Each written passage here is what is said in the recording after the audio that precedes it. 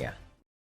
Anggota DPRD DKI Jakarta dari fraksi Partai Solidaritas Indonesia atau PSI, Antoni Winza Prabowo, mengkalkulasikan keuntungan yang didapat oleh PT Pembangunan Jaya Ancol apabila lahan sirkuit Formula E Jakarta dialihfungsikan menjadi lahan parkir. Keluhan itu disampaikan bos Ancol tersebut saat rapat kerja dengan Komisi B di gedung DPRD DKI Jakarta pada Kamis 19 Januari 2023. Hal itu disampaikan Antoni pasca mendengar pernyataan Dirut Ancol Winarto yang mengaku kehilangan lahan parkir untuk 4.000 mobil di kawasannya akibat pembangunan sirkuit Formula E di zaman ex-gubernur Anies Baswedan. Menurut Antoni, PT Ancol akan mendapatkan keuntungan yang lebih fantastis apabila lahan yang kini telah menjadi sirkuit itu dijadikan lahan parkir. Menurutnya, Ancol bisa menerima pendapatan sebesar 28 miliar rupiah per tahun hanya dari lahan parkir. Jadi sebenarnya kehilangan lahan parkir 4.000 mobil kurang lebih. Potensi kalau saya hitung 24 miliar setahun, 4.000 mobil kali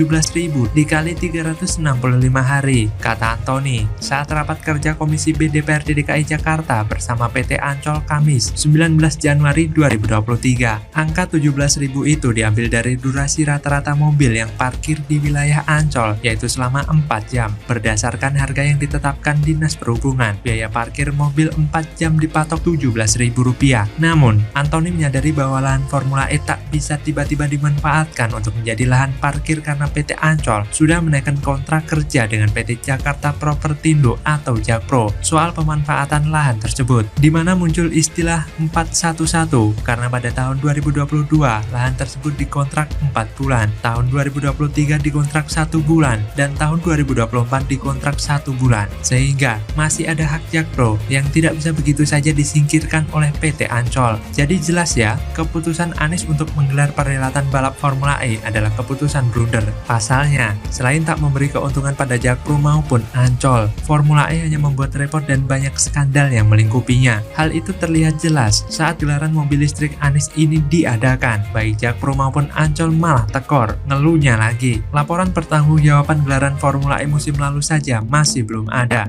Ini bulan Juni mendatang kok mau digelar lagi? Apalagi keuntungan musim lalu hanya 6 miliar saja. Lantas, apakah Anies memang sengaja mengadakan proyek Formula E hanya untuk membuat BUMD DKI gulung tikar? Memang aneh bin ajaib Gubernur Kadrun yang satu ini. Sebelumnya memang dalam kesempatan yang sama, Dirut Ancol Winarto menyatakan bahwa kawasan Ancol kehilangan lahan parkir untuk 4.000 mobil akibat pembangunan sirkuit Formula E Jakarta. Bahkan ketika ditanya apakah ada kemungkinan untuk membongkar sirkuit tersebut pasca selesainya kontrak dengan PT Jakpro pada tahun 2024 nanti, Winarto tidak menutup kemungkinan untuk terjadinya hal tersebut. Nah, jadi benar kan kalau banyak pihak yang tidak menghendaki Formula E itu digelar di Indonesia, karena memang fakta sebelumnya menunjukkan di negara-negara lain gelaran Formula E ujung-ujungnya cuman bawa rugi. Lihat saja di Montreal, Kanada yang mengakhiri kontrak Formula E pada tahun 2017 karena dinilai jadi pemborosan APBD kota dan jumlah penontonnya yang jauh di bawah harapan. Hingga kini pun terbukti kan kalau Formula E Jakarta juga bikin rugi. Terlebih, memang benar kata bos Jakpro itu menyebut kalau lebih baik sirkuit Formula E lebih baik dibongkar saja dan dialihkan jadi lahan parkir yang bikin untung 28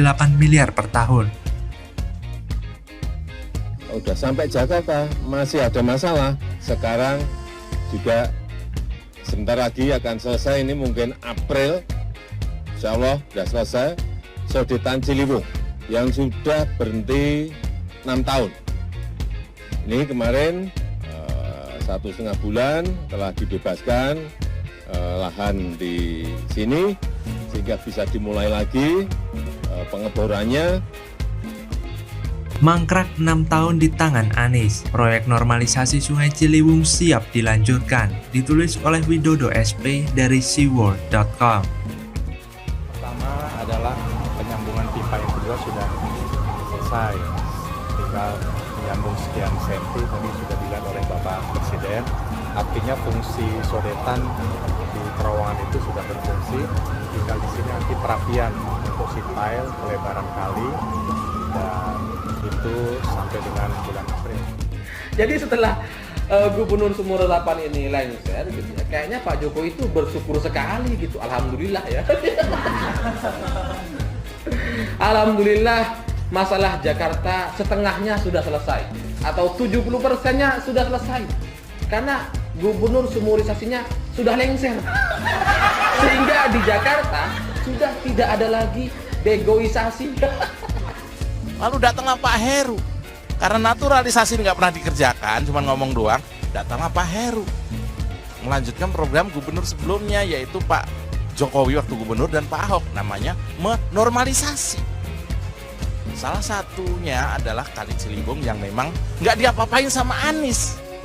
Pak Jokowi tampaknya sedang mengungkapkan kegeramannya meski sedikit saja ketika meninjau sodetan di kawasan Kali Ciliwung, Jakarta. Maklum, pembebasan atau kendala tadi saya sampaikan. Saya juga kaget dikerjakan oleh Pak Gubernur Heru. Saya nggak tahu pendekatannya apa, tapi selesai. Makanya saya kesini tadi karena udah selesai, kata Jokowi usai meninjau sodetan Selasa 24 Januari. Dilansir dari laman CNN Indonesia, Jokowi mengatakan bahwa pembebasan lahan telah dilakukan beberapa waktu belakangan. Setelahnya, proses pembangunan kembali dilanjutkan dengan target selesai April mendatang. Ini akan mengurangi banyak sekali lahan genangan, lahan banjir yang ada di Jakarta, karena ini dari Sungai Ciliwung. Kalau sudah dibuka siaga 4, itu akan mengurangi 33 meter kubik per detik. Gede banget. Kemudian kalau pada siaga 1, 63 meter kubik per detik, katanya yakin. Jokowi menyebut usai sodetan itu, penanganan banjir Jakarta tinggal melakukan normalisasi sungai hingga pembangunan tanggul untuk mencegah banjirop. Pernyataan RI1 tadi mungkin terdengar biasa, tapi pas beliau menyinggung 6 tahun program penanganan banjir berhenti karena pembebasan lahan yang sangat diperlukan, malah terkesan dibiarkan karena Anies Baswedan bersikap bodoh plus pura-pura nggak mau tahu akan kebutuhan mendesak ini. Bagi saya itu terdengar seperti sindiran halus, tapi menusuk amat dalam kalau sosok yang dimaksud menyadari akan hal itu. Ya, agak mustahil juga sih kalau berharap manusia yang satu itu bisa menyadari kesalahannya, apalagi minta maaf dengan tulus. Wong selama menjadi gubernur saja terkesan cuek kok. Malah yang lebih anehnya lagi, warga Jakarta yang terdampak kebijakan masa bodoh itu kalau sampai diem-diem baik atau malah bersyukur dengan fakta itu, mungkin karena sudah kena tiupan angin surga yang bikin terlena itu. Kalau lihat pernyataan Jokowi tadi, jelas sekali bagaimana beliau senang karena progres yang terlihat sejak Budi Hartono memimpin pembebasan lahan agar proyek penanganan banjir di kawasan Ciliwung bisa segera tuntas, biar warga juga bisa bernafas lega karena banjir bisa mulai teratasi. Meski mungkin gak bisa langsung 100%.